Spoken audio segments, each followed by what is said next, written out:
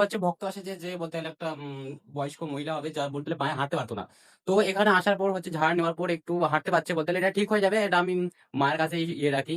তো আমি তোমাদের ওখান থেকে শোনাই দিচ্ছি কেমন কি এখন হচ্ছে পায়ের মধ্যে ব্যবস্থা চলছে বা কেমন ভালো মেহসুস করছে।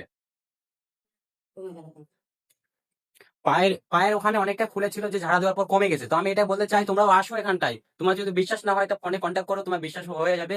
একদম পুরো প্রযুক্ত তোমাকে দেখাই দেওয়া হবে।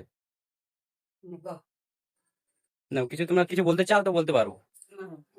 আমাদের বাড়ি সিহুরে না সিহুর খাইলে খাইতে না মানে নডে গুগো এনে গুগো জায়গা সিনতে না ফুলো কান্দাতে না কিন্তু এতে চার কি দিয়ে কুমা এনতে